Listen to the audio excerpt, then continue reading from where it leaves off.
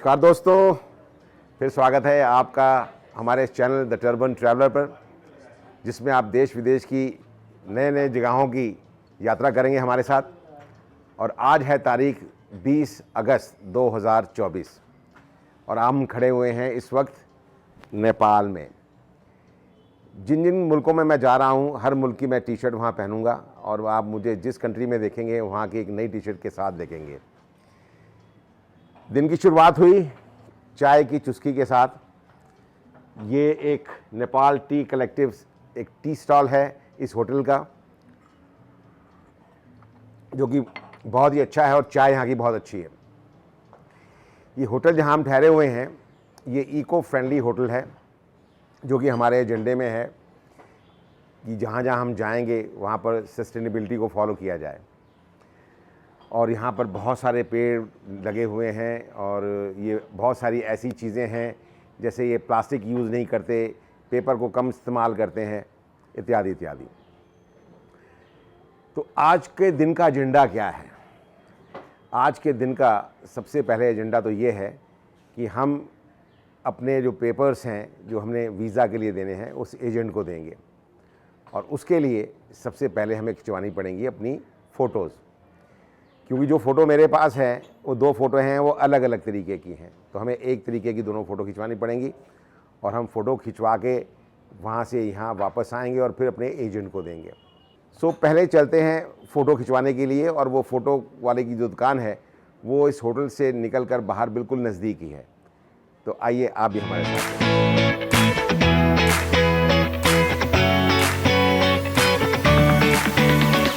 दिन की शुरुआत तो हो गई और पहला एजेंडा सामने आया और वो था फ़ोटो। जी हाँ, वीज़ा के लिए चाहिए थी फ़ोटो। सबके पास तो फ़ोटो थी, हम सिर्फ दो लोगों के पास फ़ोटो नहीं थी। वैसे मेरे पास फ़ोटो तो थी, लेकिन एक तरीके की थी, दूसरी तरीके की थी। और वीज़ा के लिए आपको दोनों फ़ोटो एक ही तरीके की चाहिए होती हैं।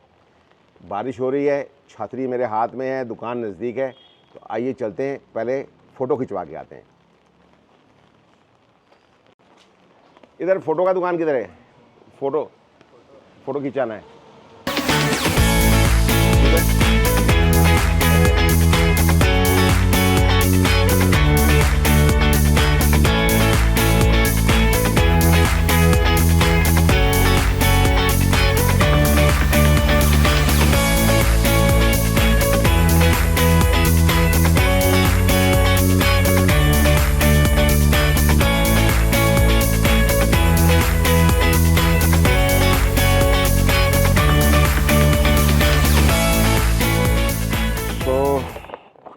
Finally, we are giving our photos and passports for our visa to Mr. Prince. Ooh. You have without more? Without this. Now just go and get it. Oh, sorry. Full good. अरे दोस्त, बहुत गड़बड़ कर दिया आपने। Specs के साथ photo खींच दिया। वीज़ा के लिए चश्मे को नहीं खींचते हैं फ़ोटो। वीज़ा के लिए कोई भी नहीं चलता है। दोबारा खींचो फटाफट। चलो अब खींचो दोबारा। यार ये तो नुकसान कर दिया तुमने मेरा। अब इसका पैसा मत लेना। वो कहते हैं ना, कुछ ना कुछ चैलेंजेस होते रहते हैं। This is all about unpredictable journey.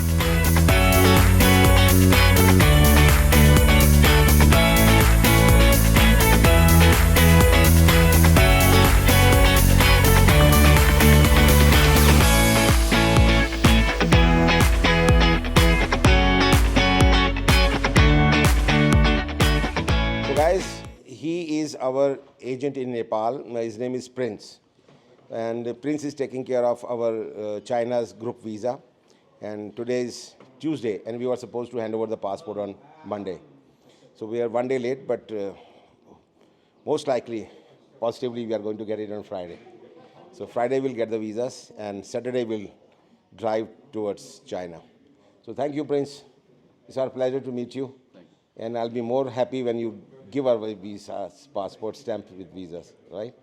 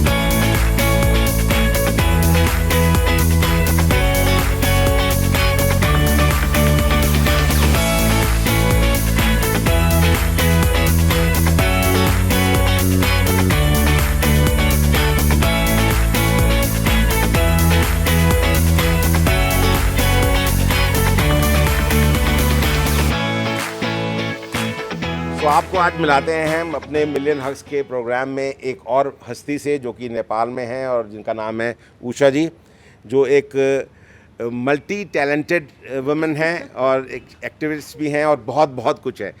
और आज के हक की शुरुआत हम इनसे करते हैं। या thank you so very much, thank you so very much. So ये था आज का पहला हक नेपाल में, और इस तरीके से और भी लोगों से मिलेंगे और भी लोगों के साथ हम हक करेंगे। और जो हमारा शांति का पैगाम है, और इनको तो बताने की ज़रूरत नहीं है, ये तो खुद अपने आप में एक पैगाम है जो दूसरों को समझाती हैं, दूसरों को देती हैं। तो उषा जी, आप कुछ अपने बारे में बताएं। ओहो, बहुत बहुत मुश्किल है बताना। It's very hard work to say, but at the same time I am trying to be a simple person and trying to live with minimal necessaries. Good. And I am a cyclist. I am a photojournalist, and I do research. I work as curator, and I do few voluntary work. And I'm an activist already, you said. And currently I'm based in Nepal. And I love traveling. And because of my work also, travel is the foundation. Yeah. So I do lots of photography and reporting with visiting Nepal, India, Bangladesh, and some European countries, African and Asian. So I like to go many places, and I'm trying to coordinate our future cycling tour from Nepal to Mohenjo-daro, Harappa, and to Mesopotamia. And let's see how it will work. But already we did cycling from Lumbini to Kushinagar last year, and already I did cycling in Bihar, India. And also I did cycling in Nepal from west to east Nepal. So Nepal map is like this. So from here to here. So in nutshell, you are happily enjoying and living your life. Yes. So it's all we should try to live healthy and happily, right? Okay, I have a question to you. What does the happiness means for you? In 1 minute. So happiness is like satisfaction, right? And the point is how satisfaction comes, right? So when we try to live simple life, whatever limitation we have, economic limitation and health limitation, then it comes naturally also. So right? what gives you satisfaction? Like my question was, which is that thing which makes you happy? No, it's happiness is also related with your lifelong journey and how you want to live also, right? Like for me, like I donated everything. My body I donated, and whatever property I donated. So I have to finish my legal papers, and then I really feel I'm with the society and people who are fighting for justice, and people who are minorities, and people who are in isolation. So I feel I'm the member of this community. So that makes you happy. Of course, Okay. yeah. The same like that when I drive my car, that makes me so happy. Okay. That I forgot all my pains. Like I have a lot of problem in my back, but when I sit in my car, that my car makes me happy. Yeah. My third wife makes me very, very happy. Third wife. This is my third wife. So who is Second your is and that first one. wife? Yeah, Okay. that's second. First wife is at home. She's also going to join us soon. Okay. Oh. She's the part of the journey, Okay. an expedition. So have you named the vehicle's name? Not exactly. Okay. And but your wife who is in home, what's Yeah. her name? her name is Sweetie. Sweetie. Yeah. Okay. Sweetie. That is Sweetie. She is beauty and she is beast.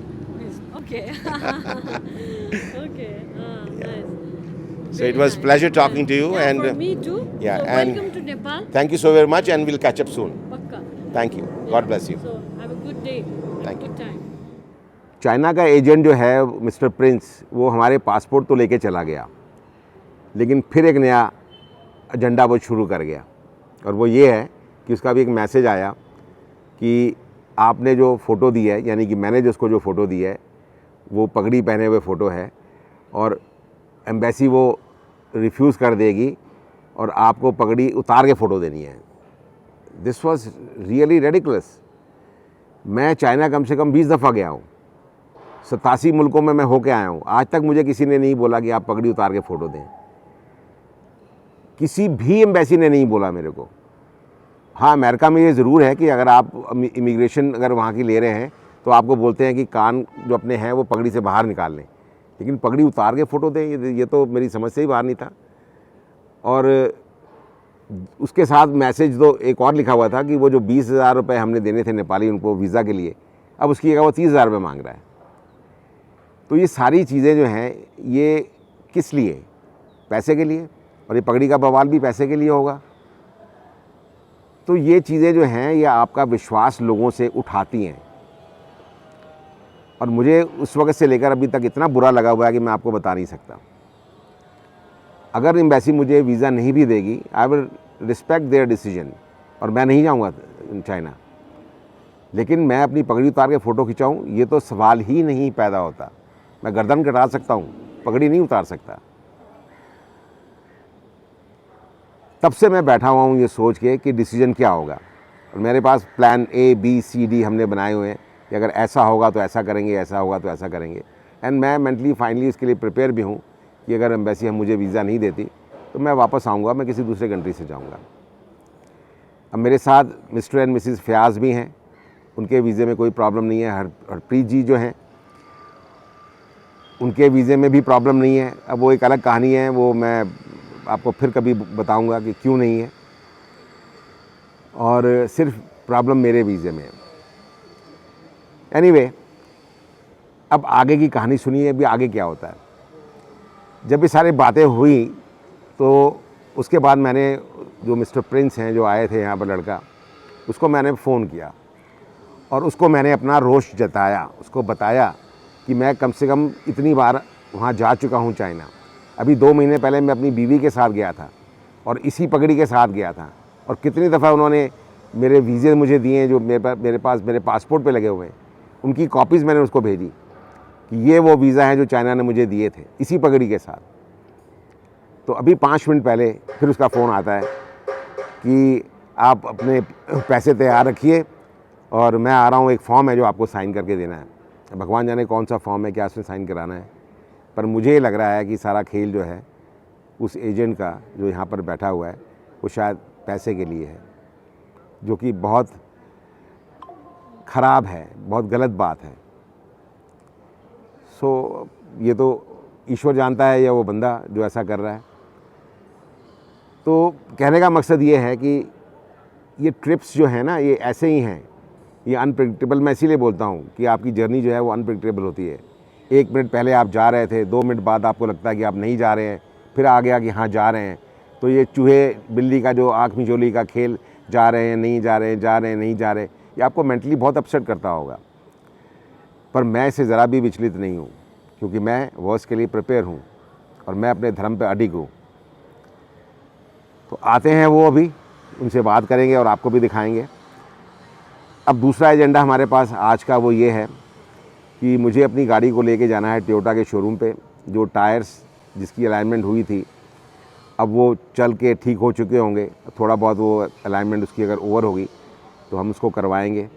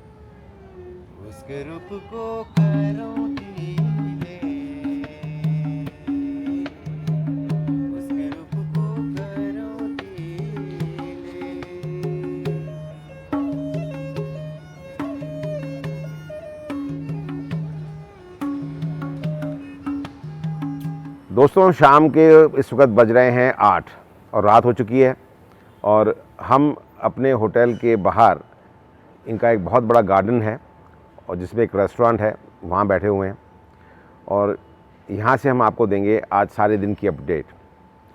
Last update में हमने आपको ये बताया था कि जो travel agent जिसने हमारे वीज़ा लगवाने थे, उसका फिर मुझे दोबारा फ़ोन आया और उसने कहा कि जी मैं आ रहा हूँ, आप अपने पेपर तैयार करके रखें और कुछ कागज़ हमने आपसे साइन कराने हैं और पैसे भी तैयार करके रखें। सो मैंने कहा ठीक है आ जाओ। तो वो आया तो उसने जो पेपर मेरे को दिखाए तो उसमें कहीं पर भी ये नहीं लिखा था कि उन्होंने मेरा वीज़ा रिफ्यूज़ करा है मेरी पगड़ी पहनने की वजह से। उन्होंने ये लिखा था कि your photo is not clear as per hour guidelines. तो मैंने उसको बोला इसमें तो कहीं लिखा ही नहीं है, तो आपने इतना शोर मचा रखा है कि उन्होंने कहा पगड़ी। उन्होंने कहा जी नहीं, वो कह रहे हैं जी जो आपका जो माथा है वो क्लियर नहीं है और कान वो है बाहर होने चाहिए। कुछ कंट्रीज़ में ऐसा है कि वो आपके कान को कवर नहीं करना देते। तो मैंने उनको बोला कि ये कान की बात ही तो मैं थोड़ी सी पगड़ी अपनी ऊंची करके कान यहाँ शो कर सकता था, उसमें कौन सा बड़ा मसला था। पर पगड़ी उतारने की बात पे तो then I was feeling very offended और वो तो पॉसिबल ही नहीं था। देन मसला आया पैसों का। हमारे 20,000 रुपये उस पर तय हुए थे। He was asking 30,000। जब हमने चेक करी लिस्ट कि ग्रुप वीज़ा का फ़ीस कितना है, तो फ़ीस थी I think $60 for single entry और अगर आप अर्जेंट में कराते हैं तो $89 थी and he was asking for $245। तो वो तो कहीं देने का मतलब ही नहीं था। खैर करते करते 30,000 पे आया, हम 20,000 कह रहे थे तो 25,000 पे वो बात जो थी वो फ्रीज़ हो गई। अब सवाल ये था कि उसने इतना हल्ला किस लिए मचाया था वो पगड़ी वाले इशू पे, तो उसके पास कोई जवाब नहीं था। तो मुझे लगता है कि अब वो कुक्ड बात थी, वो अपने मन से बना रहा था या वो नया था या उसको वो ढंग से समझ नहीं आया। तो मैंने उससे पूछा अब सोल्यूशन क्या है, what is the way out. तो उसने बोला कि हो सकता है कि आपको वहाँ पर एम्बेसी में वो एक बार बुलाएं, आमने सामने देखना चाहें। तो मैंने कहा इज़ फाइन। और एक चीज़ और है कि जब आप ग्रुप वीज़ा लेते हैं तो ग्रुप वीज़ा में वो आपकी फ़ोटो कहीं नहीं होती। इस अनलाइकली कि आपका पासपोर्ट पे जैसे जब वीज़ा लगता है तो उस पर फ़ोटो होती है, तो ग्रुप वीज़ा पे कहीं फ़ोटो नहीं होती। और मेरा कम से कम 15 से 20 बार चाइनीज़ वीज़ा लगा हुआ है, मैं गया हुआ हूँ। अभी 2 महीने पहले भी मैं चाइना में था। तो चाइना का जो वीज़ा भी आपके जो पासपोर्ट पे लगता है उसमें भी कहीं आपकी फ़ोटोग्राफ नहीं होती है। तो फ़ोटोग्राफ का जो मसला है वो खाली एम्बेसी तक ही होता है कि अगर उन्होंने आपके बायोमेट्रिक्स करने हैं या और कुछ उनको किसी चीज़ के लिए वो चाहिए फ़ोटो रिकॉर्ड पर्पज़ के लिए, तब वो होता है। एनीवे फिर उससे ये बात हुई कि ठीक है आप जाएं और उसको अप्लाई करें। और हमने कहा जी पैसे हमारे पास पूरे तो हैं नहीं, तो उसने बोला कोई बात नहीं, पैसे आप कल दे देना। सो वो मसला फ़िलहाल के लिए टल गया और अब कल देखते हैं कि वीज़ा आएगा किस वक्त आएगा, कल आएगा कि फ्राइडे को आएगा, क्योंकि Friday is the cut off date. उसके बाद हम लोग गए मार्केट घूमने के लिए। जिस जगह पे हम यहाँ रुके हुए हैं थामिल, ये इसकी जो खूबसूरती है वो ये है क्योंकि ये मेन हब है और ये जो होटल जहाँ पर हम ठहरे हुए हैं ये एक हेरिटेज होटल है। नाम इसका ज़रूर काठमांडू गेस्ट हाउस है, पर ये 4 स्टार से कम होटल नहीं है और इसका एक एक कोना बहुत ही खूबसूरत इन्होंने बनाया हुआ है। यहाँ पर एक म्यूज़ियम भी है और ऐसी छोटी छोटी चीज़ें बहुत आपको देखने को मिलेंगी जो यहाँ के हेरिटेज को दर्शाती हैं। सो बड़ा ही अच्छा लग रहा है यहाँ पर रहने का। जो हमें एक मज़ा आ रहा है वो इसलिए आ रहा है क्योंकि एक सेंटर पॉइंट है, आप बाहर निकलें, खाने की चीज़ें हैं, शॉपिंग कर सकते हैं, घूम सकते हैं, पैदल घूम सकते हैं, यानी कि आपको कार लेके कहीं दूर जाना है। तो उस पॉइंट ऑफ व्यू से ये अच्छा था। फिर हम वॉक करके हमारे एक मित्र हैं जो हमारे स्पॉन्सर भी हैं दिल्ली में, तरुण जी, जिन्होंने हमें बहुत सारे एसेसरीज जो हैं गाड़ी की वो हमें स्पॉन्सर भी किया, उन्होंने कुछ हमने ख़रीदी भी हैं। तो उनकी दुकान भी यहाँ पर है, उनकी 2 दुकानें दिल्ली में हैं और एक दुकान यहाँ पर भी है। तो यहाँ पर एक छाया शॉपिंग मॉल है, तो उनमें उनकी दुकान है। तो फिर हम छाया शॉपिंग मॉल में गए। बहुत सुंदर मॉल बना हुआ था, वेरी नाइस। वहाँ पर बैठ के हमने कॉफ़ी वगैरह भी पी। फिर घूमते घुमाते जब वहाँ से हम निकले तो शाम हो रही थी, यानी कि अंधेरा हो गया था और रास्ते में बहुत सारी लाइटें और फिर वही खूबसूरती और एक बड़ा अच्छा सा हसल बसल वाला माहौल था कि लोग घूम रहे हैं और इन्जॉय कर रहे हैं। तो उसके बाद फिर हम यहाँ आए, यहाँ बैठे और बैठ के फिर हम आपके साथ बात कर रहे हैं। तो ये तो थी आज सारे दिन की पूरी अपडेट। और अब देखते हैं, मैं तो बहुत थका हुआ हूँ, शायद खाना खाने के लिए बाहर नहीं जाऊँगा। सो आई प्रॉब्ली ईट पिज़्ज़ा और something and my team will go and they will have it. अब कल का हमारा क्या एजेंडा होगा? सो कल के हमारे एजेंडे में जो मेन इम्पॉर्टेंट चीज़ है वो ये है कि हमें अपनी गाड़ी की एक तो अलाइनमेंट करानी है, डबल चेक होनी है उसके लिए। और दूसरी चीज़, हम यहाँ की जो थोड़ी कल्चरल एक्टिविटीज़ हैं या जो हमारा मिलियन हग वाला प्रोग्राम है उसको हम और थोड़ा बढ़ाएंगे और चीज़ें देखेंगे। और एक हमें आज एक महिला से हमारी मुलाकात हुई जिनका नाम था उषा जी। सो वो भी शायद हमसे कल दोबारा मिलने के लिए आएंगी। वो जर्नलिस्ट भी हैं। सो उन्होंने अपने फ्रेंड सर्कल में जो पत्रकार हैं उनको बोला हुआ है। सो हो सकता है कल कुछ एक दो पत्रकार आए, इंटरव्यू के लिए भी आएँ। तो कल का जो दिन है वो भी थोड़ा बिज़ी रहेगा। तो हर रोज़ कुछ ना कुछ नया घटता है। जैसे आज इशू आ गया या वीज़े वाला, हो सकता है कल कोई और नया इशू हो। पर एक चीज़ तो है, हर इशू का समाधान ज़रूर होता है। आपके सामने समस्याएं आएंगी, लेकिन उसका कोई ना कोई हल ज़रूर नज़र आएगा। तो दिन मेरे हिसाब से तो अच्छा गुज़रा, चैलेंजिंग ज़रूर था लेकिन प्रोडक्टिव था। कल आपसे फिर मिलेंगे, फिर आपसे बात करेंगे और आपको बताएंगे कि कल क्या क्या हुआ। तब तक आप देखते रहिए हमारा चैनल द टर्बन ट्रैवलर, हमारे यूट्यूब चैनल पे, हमारे फेसबुक पे, हमारे इंस्टा पे। और हाँ, इसको सब्सक्राइब ज़रूर करिए। मैं आपको रोज़ कहता हूँ क्योंकि हमारे सब्सक्राइबर बहुत कम हैं। 85,000 या 83,000 के करीब हमारे सब्सक्राइबर हैं। और मेरा टारगेट है, मुझे 1 मिलियन पे पहुँचना है ये कुछ दिनों के अंदर, मतलब 1 महीने के अंदर। तो ये आप ही पहुँचा सकते हैं। और अल्टीमेट टारगेट है मेरा 10 मिलियन, जब तक मैं पूरा ट्रिप नहीं ख़त्म करता। तो टारगेट बड़े ज़रूर हैं लेकिन पॉसिबल हैं, और पॉसिबल सिर्फ तभी हैं जब आप लोग इसमें सहयोग देंगे।